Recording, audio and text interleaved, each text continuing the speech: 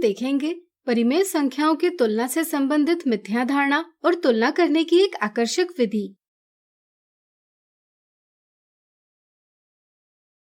मिथ्या धारणा, निम्नलिखित में से कौन सी परिमेय संख्या यानी रैशनल नंबर ऋण 21/18 से बड़ी है? बच्चे अक्सर चिन्हों को नजरअंदाज कर परिमेय संख्याओं की तुलना करते हैं। यह तुलना करने की एक गलत समझ है। बच्चे देखते हैं कि ऑप्शन 1 में दिया हर सवाल में दिए हर के बराबर है और 30 21 से बड़ी संख्या है, इसलिए वे सोचते हैं कि ऑप्शन 1 सही जवाब है। दरअसल यह एक गलत जवाब है, क्योंकि अगर हम ऋण 21/18 और ऋण 30/18 को संख्या रेखा पर अंकित करेंगे तो यह पता चलता है कि ऋण 30/18 ऋण 21/18 के बाईं ओर है, इसलिए ऋण 30/18 ऋण 21/18 से छोटी परिमेय संख्या है।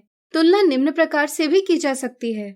यहाँ चिन्ह के बिना मान 30 21 से बड़ा है। जब हम चिन्ह लगाते हैं तो तुलना के चिन्ह का विरुद्ध चिन्ह रखते हैं। इस तरह से ऋण 30 ऋण 21 से छोटा है। इनकी तुलना संख्या रेखा पर भी की जा सकती है। संख्या रेखा पर ऋण 30 ऋण 21 के बाईं ओर है, इसलिए ऋण 30 ऋण 21 से छोटा है। इसी तरह कुछ बच्चे यह सोचते हैं कि ऑप्शन 2 में दी परिमेय संख्या ऋण 21/17 और सवाल में दी परिमेय संख्या ऋण 21/18 का अंश बराबर है, और चूंकि ऑप्शन 2 में दिए परिमेय संख्या का हर छोटा है, इसलिए यह बड़ी परिमेय संख्या होगी। इसलिए वे ऑप्शन 2 जवाब देते हैं, लेकिन यह भी एक गलत जवाब है। तुलना निम्न प्रकार से भी की जा सकती है। पहले हम इनका चिन्ह नजरअंदाज करेंगे। चिन्ह नजरअंदाज करने पर हम देखते हैं कि दोनों संख्याओं का अंश समान है, लेकिन हर अलग अलग है। ऐसी स्थिति में जिस परिमेय संख्या का हर बड़ा वह छोटी परिमेय संख्या, और जिस परिमेय संख्या का हर छोटा वह बड़ी परिमेय संख्या होती है। यानी कि यहाँ 21/17 21/18 से बड़ी है। अब यहाँ भी अगर हम चिन्ह लगाते हैं तो तुलना के चिन्ह का विरुद्ध चिन्ह रखना होगा, यानी कि ऋण 21/17 ऋण 21/18 से छोटी है। ऑप्शन 3 में एक पूर्णांक दिया गया है। कुछ बच्चे यह नहीं समझ पाते कि पूर्णांक भी परिमेय संख्या ही है। इस तरह से ऋण 1 को देखकर बच्चे यह सोचते हैं कि यह एक परिमेय संख्या नहीं है, इसलिए यह दिए सवाल का जवाब नहीं हो सकता। लेकिन दिए सवाल का सही जवाब है ऑप्शन 3, क्योंकि प्रत्येक पूर्णांक एक परिमेय संख्या भी होती है, क्योंकि पूर्णांकों का हर एक लिखकर इन्हें p/q रूप में व्यक्त किया जा सकता है, जहाँ p और q दोनों पूर्णांक है और q शून्य के बराबर नहीं है। आइए परिमेय संख्याएं ऋण 21/18 और ऋण 1 या ऋण 1/1 की तुलना करें। यहाँ अगर हम ऋण 1/1 के अंश और हर दोनों को 18 से गुणा करें तो हमें ऋण 1/1 की तुल्य परिमेय संख्या ऋण 18/18 प्राप्त होगी।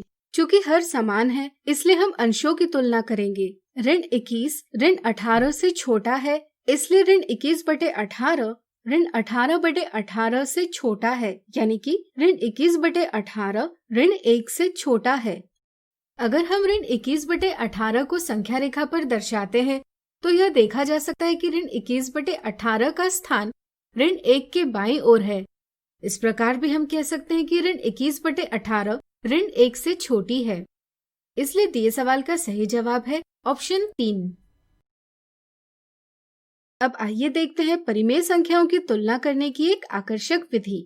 मान लीजिए हमें 4/13 और 3/11 की तुलना करनी है। तुलना करने के लिए हम पहली परिमेय संख्या के अंश 4 का दूसरी परिमेय संख्या के हर 11 से गुणा करेंगे, जिससे हमें परिणाम प्राप्त होगा 44।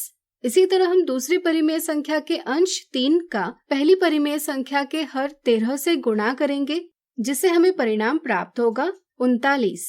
यहाँ हम देखते हैं कि 44 39 से बड़ी संख्या है, इसलिए हम कहते हैं कि 4/13 3/11 से बड़ी है। इसी तरह आइए ऋण 12/5 और ऋण 13/6 की तुलना करें। अब यहाँ पहली संख्या के अंश ऋण 12 का दूसरी संख्या के हर 6 से गुणा करने पर ऋण 72 यह परिणाम प्राप्त होता है, और दूसरी संख्या के अंश ऋण 13 का पहली संख्या के हर 5 से गुणा करने पर ऋण 65 यह परिणाम प्राप्त होता है। चूँकि ऋण 72 ऋण 65 से छोटी है, इसलिए हम कह सकते हैं कि ऋण 12/5 ऋण 13/6 से छोटी है। इसी तरह अगर हम 9/12 और 3/4 की तुलना करते हैं तो यहाँ पहली संख्या के अंश 9 का दूसरी संख्या के हर 4 से गुणा करने पर 36 यह परिणाम प्राप्त होता है और दूसरी संख्या के अंश 3 का पहली संख्या के हर 12 से गुणा करने पर भी 36 यही परिणाम प्राप्त होता है। दोनों स्थितियों में परिणाम बराबर है, इसलिए हम कहते हैं कि 9/12 बराबर 3/4। व्यापक रूप में मान लीजिए P/Q और R/S दोनों परिमेय संख्याएं हैं जिनमें Q 0 के बराबर नहीं है और S भी 0 के बराबर नहीं है। इनकी तुलना निम्न प्रकार से की जा सकती है। वीडियो रोककर इसे समझें। यह तुलना करने की एक और आसान विधि है। इस विधि से परिमेय संख्याओं की तुलना मौखिक रूप से की जा सकती है। तो आज हमने देखी परिमेय संख्याओं की तुलना से संबंधित मिथ्या धारणा और तुलना करने की एक आकर्षक विधि।